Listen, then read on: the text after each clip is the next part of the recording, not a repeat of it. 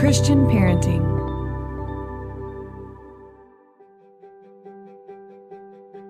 Hello and welcome to the Growing Connected podcast.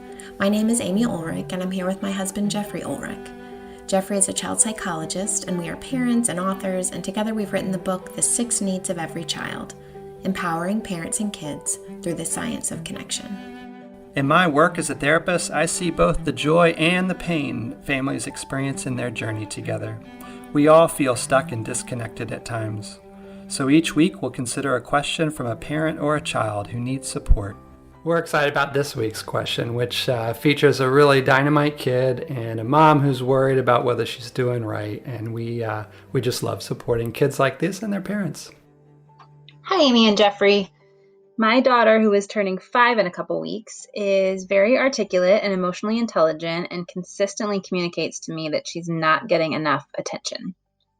She is pretty relentless in advocating for and trying to get her way, and is also rarely satisfied when she does, which I find really challenging. For example, I might play with her for hours and then she'll have a play date and then our whole family will do something fun together, and at the end of the day she'll say, "You didn't play with me today."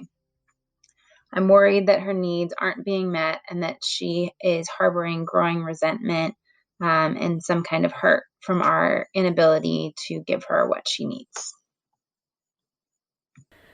Yeah, again, just what you said. I mean, I am just smiling listening to this question because I'm just imagining this indomitable little person. And these are the kind of kids and people who grow up to be world changers. And it's also can be so exhausting to be a parent yes. in the middle of that. And so I'm just curious to know. So let's say this mom shows up in your office, asks you this question. Where do you start? What do you say? Well, the first thing that comes to my mind listening to this mom talk about her kid is this sense or fear that she's somehow failing her daughter in some way, not providing all that she needs. And she's really trying really hard, clearly, to meet a need that her daughter has expressed, and good on her daughter for expressing it. But there are really more needs that are going on here. And this is one of those questions that hits on several needs at the same time. I could think of delight, boundaries, comfort, equipping, and we can get into how each of those plays out in a scenario like this one with this kid. But the fact that so many different needs are going on here, and it's hard to keep track which is the most important one. I think this mom is keying in on her child's need for delight. The kid is expressing it in this way, and she's feeling like, I must not be meeting it sufficiently enough because my kid keeps saying, I need more, I want more. That's right, yeah. And I think that kids who are so articulate like this, they just are so good at activating, at least for me, I'll speak only for myself, that mom guilt button. Like, I must just not be doing so. If my kid is telling me they need this. But on the flip side, you're so tired because you really are doing everything that you can. And I think about this particular moment too. Just so much is pulling at us. So help me break it down. We clearly have the need for delay. Where do you start here? Yeah. So this is going to touch on all 4 of those needs. We can spell it out at the end. But the first bit is just affirming her daughter's sentiment. This kiddo loves her mom, and that's a beautiful thing. And we want to reflect that back to our children when they want to be with us. That won't always be the case. There'll come a time where she's off doing her own thing. So to grab the moment and say, I love being with you too, dear. I value your wanting to be with me, but setting the boundary that is not always possible to be meeting that need at all times. And so a boundary here is really about helping our children expand their awareness and understanding of other people's needs alongside of their needs. So this child is experiencing a need for more time with mom. This mom is experiencing a need to get other things done as well, I'm sure. There may be other kids in her family who need attention and time. There are things that she needs to do for herself. And at 4, this kiddo is just really, either going to be oblivious to it or maybe have some awareness of it, but that's not really important to them. But we do have to model and begin modeling there are other things too that are important. And even loving you takes on these other important tasks. So I also love you by working on certain things that I need to give my attention to. And I love your brother too. I love others too. And that's helping our kid come alongside of us as part of a family that has multiple moving parts. So now look, her kid not going to necessarily like hearing that because she still wants your attention. And so you're probably going to be moving into that comfort piece where affirming her disappointment. I don't like this. I don't care about my brother. I want you to spend time with me. I don't want you to have to go to work. I don't want you to have to make dinner. Any of those things. She may put up a big protest for it. And what we do in those moments is say, I see that you don't like what's happening here, and it's okay not to like it, but the boundary still stands. I still love you. And if it's possible for you to walk with me and to think about alternatives for this time when, look, I can't be with you. I've got to be making dinner right now. So what else can you do? And we'll have some time later again to connect. And I think something that you just said right there really jumps out at me as important, if it's possible. As a parent, it's been so helpful for me to understand brain development. And just a 4-year-old just doesn't have the capability to see much beyond what they want. I mean, they are just a ball of wants and needs, and they don't have the mindset. They don't have the mental capacity to see into what others need. And so you are actually, as a mom, as a parent, as a dad, you are actually giving your kid a gift if you can say, I see that you want that. And that is such a great thing to want. Like, isn't it so fun? Affirming, isn't it so fun to be together as a family? We love it. You are also part of this team, our family. And so we actually need to support one another in what we're doing. So tomorrow, Mama's going to have to work. Tomorrow, Mama's going to have to spend 5 hours doing this thing. And I love you. And don't forget, I can't wait to be with you later. But you're really coaching your kid through what is going to happen and remembering yourself that you are giving your kid a gift to set that boundary, to lay out that map for them about what to expect. Yeah. And I mean, here's the thing, which I think is difficult to take on board in our culture, which is used to quick fixes, and that when we set those boundaries, create that mental map, here's what's going on here and why I can't do what you want me to do, and seems like a good thing, but it's really not possible for us to be chasing what you want right now all the time. That process of laying out the map for why that is and the alternatives may not work right then and there in terms of your kid going, oh, well, now that you put it that way, Mom, That's right. I'm good. I'll go play Legos. That's right. But it's a process, right? So it's like laying a foundation within your child's brain that over time, as their brain does mature, that frame, that narrative intuitively then makes sense to them as you continue to repeat it, and they do take it on board, but it takes time. And you may be doing that, you may be saying these same things for 6 months, and I can remember we had this conversation all the time with our kids. We'd go through 6 months of misery and like nothing is going to get better, and suddenly a kid shifts into a new developmental stage, something has gone on in their brain, and suddenly it clicks. It's like, what I was trying to do for 6 months now, quote unquote, makes sense to my kid in some way that they can use it. And that's actually normal child development. Right. So one of the analogies that you share that I love so much is this analogy of packing a suitcase. Sometimes we pack a suitcase if our child is going away to a camp or a weekend with their grandparents on their own. You pack everything that they'll need, and then they come back to you and you realize they've only used one pair of underwear, they never got out a new pair of clothes, and you just think, but I packed everything for you. But then over time they gradually realize, oh, all these things are in my suitcase and I can pull them out. So very early in our kids' lives, we can start giving them these tools. We can start packing into their awareness the things that they're going to need as they go. And one of those things for this little girl, this precious little person who's so good at articulating the very real need that she has to be with her mom and dad, to be with her parents, is yes, this is a great thing. I love that too. There are these other ways that we also have to be in relationship with one another, and then really just trust even in these moments that feel so exhausting, really just trust that if you say that with love over and over again, they're going to get it. And they're going to start to see, you're going to start to see over time that awareness shifting. Yeah. And I just think that's hard for us because we've been culturally conditioned, again, to hear a professional or an expert idea and go home, try it, and have it work. And sometimes they do. Like, it's not ever possible that you go, oh, if I put it that way or did that, my kid would follow me, would go along with that. But often, no, actually, it's not going to work right now, but you are laying a foundation for down the track where your kid is able to take that on board. And it really you're setting yourself up for success down the road.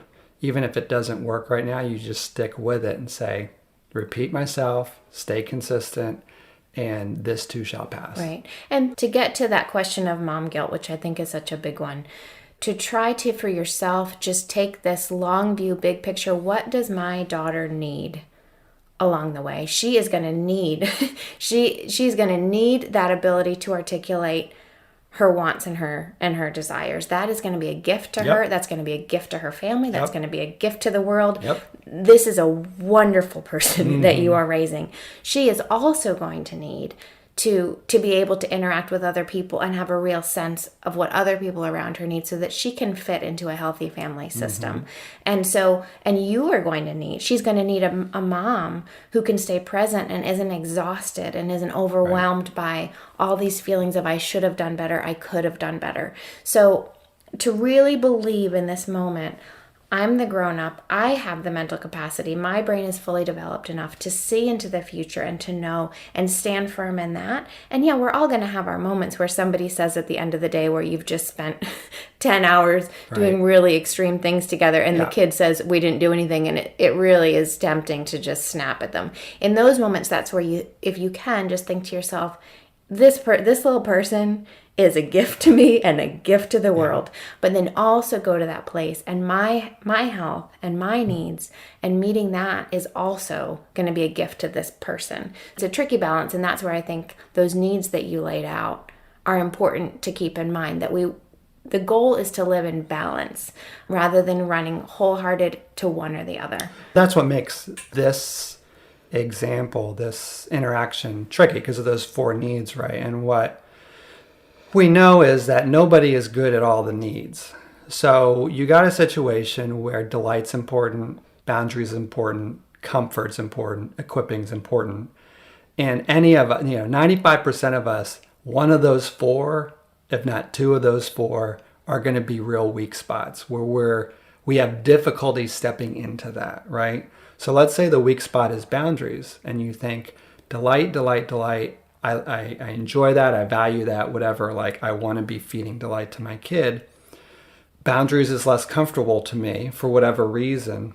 But then you run into a situation, if you don't recognize, but that's still an important need, and this is an appropriate place to set it, where I think what you're pointing to there is, so resentment builds, right? Because I'm pouring into this need that's real. The delight need is real here, but it's not working. Yeah. And in the meantime, I'm not getting the things done that I need for myself, for others in my family, community, whatever. And now I'm resenting my kid because don't you see me doing all this work to meet this one need, the delight, but this other need's not getting met. And either I didn't see it, or there's some hesitancy within me to go into that need, or don't feel like I'm competent in that need. So it's a good example where just being aware and just saying, okay, what might my blind spot be here? And can I trust to move into that direction and just see what happens? And like we said, this may be a case where you move into boundaries and your kid's like, oh no, I don't like those at all. And that's where the science helps you, and to say, no, actually, I think this is right. This makes sense. This is healthy as far as I can tell. And I need to just be persistent and consistent with it, and pair it with whatever other need I need to make as my kid's adjusting or getting used to me setting those boundaries in a new way. That's where the comfort steps in. Because you set those boundaries and your kid's going to resist it. How do I comfort that kid's resistance? How can I just affirm, you're not happy with it. You're going to have a temper tantrum. You're going to do what you're going to do. You're going to protest. Okay, well, I moved for the boundary. I'm firm in that. Now I got to move into comfort. Am I comfortable with comfort? Then that question gets right. So, yeah, awareness of the different needs and how they play into each other. This is a good example of how it can get complicated. Right. So it seems to me from listening to this question that this mom, as you've said, is probably very, very good at pouring delight into her daughter. Very, very aware of that need and makes ample opportunities to do that. So let's just go back to the bedtime. We're saying goodnight at the end of the long day. The daughter is saying, "You never do anything with me." Let's role play for a second. So I'm saying to you, "You never do anything with me." What do you say to me? Well, here's a problem we humans have. We take things at face value, and then it triggers us, right? How can you say I never spend time with you? I am spending all this time with you. Right. So, because one of the things that we talk about is that kids don't actually have the vocabulary. Right. They are trying to say something, but the actual words coming out of their mouth might not be what you hear them to mean. So we chase those words, right? So in this case, we might push back on that and say, well, is that really true, honey? Because we did this today, we did that today. So I'm guessing, or I'm wondering, what you're really trying to tell me is that you really had a good time. You really enjoyed that, and I enjoyed it too. It was so much fun, and you just wish we had more time to do that. And I wish we had more time to do that too. But there are all these other things Mama's got to do too. Different ways that I love you and the rest of our family and our community, and those are important too. So now I'm transitioning into making that a question about grief, really. My kid is grieving. She can't have more of me, and I'm just going to let her grieve and be sad about that. I may reflect that back to her. I feel sad about that sometimes too. Now, look, between you and me, part of me is going, oh my gosh, one more minute and I will die. So sometimes we really are playing a role from our child's experience. We're entering into that 4-year-old mind. We're borrowing that 4-year-old experience. They can't have our adult mind of how complex relationships are, and that we get tired, and that maybe actually Mom's had enough and I just need a break. But just that reflection can really help ease that tension of, how can you say that we don't spend time enough? Right. Something that you said in there triggered a memory. One thing that I remember I used to do with one of our kids who had some of this issue, so it reminds me of this issue, was really recognize that when he was saying that, he was saying he'd had so much fun that day, right? And then I said, let's talk about the day. And then we just went and we relived the memory and the moments through each day. And what did we do then? And what did we do then? Yeah. So it's almost just transforming the question, because what he's really saying, at least in my experience with our son, was that he was saying he had just had a wonderful day. So I could hear his words and take it as guilt and he wants more, more, more. Or I could transform that understanding of what he was saying. Today had been a beautiful day, and it's sad. It's sad to see it end. It's like how I feel when I'm eating my favorite ice cream dessert. I love my ice cream, and when I eat the last bite, I just feel so sad when it's over. Right. And I want to go back and I want to eat it again. It's not good for me to eat bowls and bowls of ice cream, but I do really savor it. And so that bedtime ending where we went through all the fun things that we had done that day and just talked about how great it was, that was good for us. Yeah. And what's actually brilliant about that is that you are also, what you are doing there is building the capacity in our son's mind to carry events around with him in his mind. And actually, that's a really protective factor. I see so many kids later on, typically in adolescence, who sit in bed and they're racked by difficult thoughts and feelings and emotions. And one of the things I teach them to do is to mind travel, the ability that we do have as human beings to go where we want to go in our minds, that we can take charge of our minds and go places that help us. And that ability to go back in time and revisit a thing is actually really good for our mental health. To reminisce, that's what you're doing. You're treasuring that moment and you pull it forward. So it's like it's happening now in a sense. And that's how your mind embody experiences when you reminisce. It's like you are there. You get the feelings of being there. And that's actually a skill that we can develop in our kids. That was a wonderful tool for you parents out there. And I think also something that helped this kiddo as well was then, so we reminisce and we remember the good things. And then we put something on the calendar to look forward to again. So we say, and then next Saturday, we're going to go to the park, or we're going to go do that tramp around the woods again, or we're going to see those good friends again. And so we did this fun thing, and we have this fun thing to look forward to, and we have to get through the week, and there's going to be some things that we have to do. You know, you have to go to the babysitter, or you've got to get through your school, whatever it is for you. I've got to get some work done, but we did this, and we have this, and together we're going to make it through. No, that's great. And that's the opposite time travel, right? It's like borrowing the future to help me in this moment where I'm uncomfortable. I don't like being here. I want to be in the happy place. And actually, one of the questions I had about this mom is, what I would ask if she were in my office, is give me a little better picture of how those moments of connection and delight happen. Are they mostly spontaneous, or are they planned? Especially with young kids, when they don't know when the next time of connection will be, they often get anxious because is this my last shot here? And so this repertoire behavior gets developed to sort of hold you constantly in that moment, because this might be the end, even if it, of course, in some intellectual sense isn't. Kids are at that age, younger ages, are concrete. They need on the calendar, next Saturday we're going to do this again. That can relieve a lot of that tension.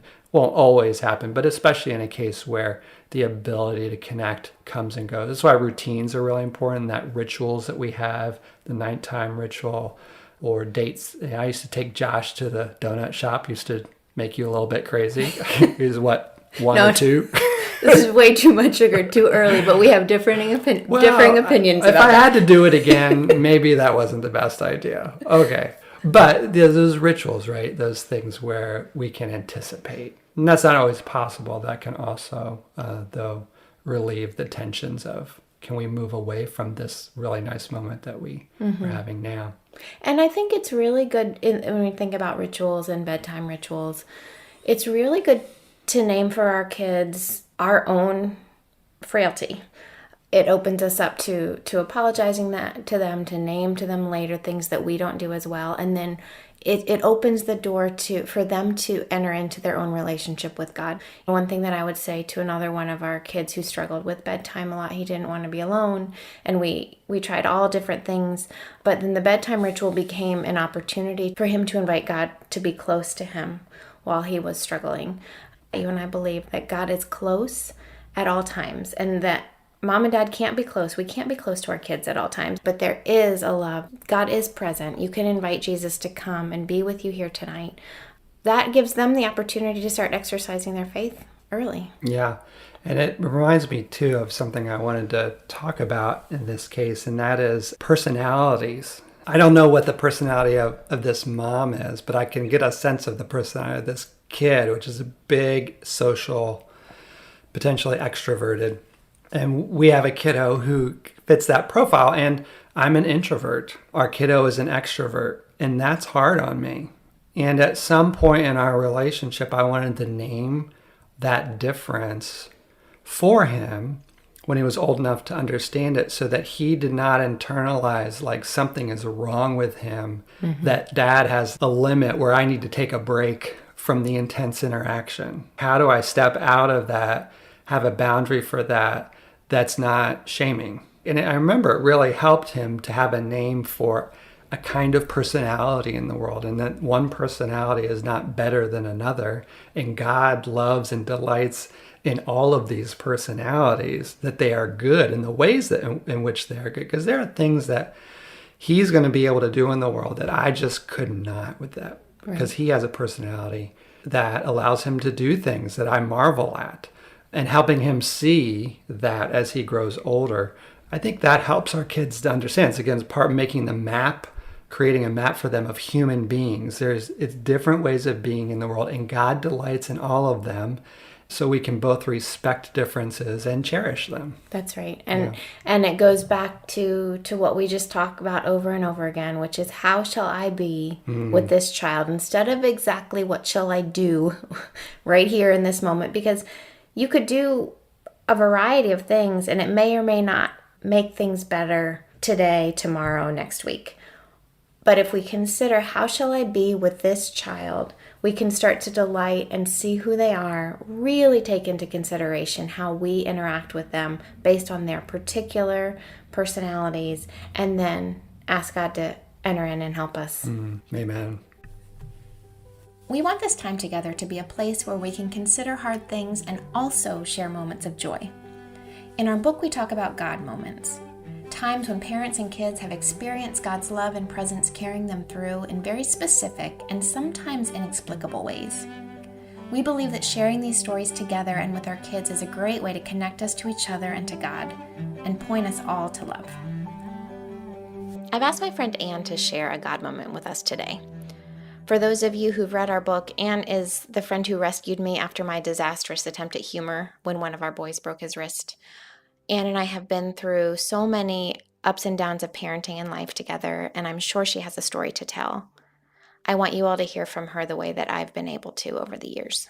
Hi, Amy. So I'm thinking of a moment probably 6 months ago, maybe 8 months. I had recently gone through a divorce and I was struggling with self-doubt and shame for not being able to stay married and keep our family together, stay all under the same roof. My kids were doing pretty well at that point, aside from the periodic crying and anger moments, which of course is to be expected. But I felt like we've kind of steadily gotten into a more stable place. But still, I battle my inner shame voice. I struggle with depression, and the voice tells me in this particular story that I've ruined my life, I've ruined my kid's life, and I'm outside of God's embrace and protection. I battled the grief of losing my ex-husband who I'd been with for 25 years since I was 17. So on the particular day of my God moment, I had exchanged texts with a person in my life who routinely triggers the shame voices. And I was convinced that I and my kids, after all these exchanges with this person, I was convinced that I would be better off and my kids would be better off if I just floated away somehow. I knew I would never take my own life, but I wanted to die in a way that wouldn't be labeled as suicide. I just wanted to not exist. And in that moment, I heard a clear voice, God is my refuge, I shall not want. And I think that's actually a combination of several verses, but it doesn't really matter. In that moment, I really felt like God was wrapping me up in a blanket, and he was actively coming in and trying to shatter the voices that were trying to dominate me. The shame and self-doubt still try to cozy up to me. But I'm grateful that now I have a mantra that helps me, a mantra that I know is a gift. So you can just return to that statement. Yes. I'm exactly. so glad you're here. Thank you, Amy. I'm glad I'm here too. Yeah. As I was talking, I was thinking that these God moments extend to so many more moments. Because sometimes I think we have this hope that like this thing will happen and forever we'll remember our worth and we'll remember that God is with us in the desert and in all the ways, and we forget daily, so I'm really grateful to have that. And sometimes I even meditate to it, like I'll breathe in, God is my refuge, and I breathe out, I shall not want. So that's it, Amy. Thanks for sharing. Yeah, thanks for hearing. Love you. We've heard of and experienced many moments like this over the years. God moments when unexpected love and wisdom enter in to transform even our toughest experiences. Now, these moments don't fix every problem or make all our pain go away, but we found them to be tangible reminders of God's love for us. We know this same love is present for you too. Even if, and sometimes especially if, you're struggling and everything feels like a mess, We believe love is there with you to help carry you through. If you have a question to ask or a moment like this you'd like to share, please visit our website at growingconnected.com and click on the podcast link to send it in to us. We're also creating a private community page on our site, so if you'd like to join the conversation about the question we shared today and other issues parents are facing, visit the community link on growingconnected.com to join us. And now, may the peace of God, which transcends all understanding, find you and hold you today. May you be strengthened and encouraged in ways that surprise you, and may you and your family experience moments of joy. We're glad you've been here with us.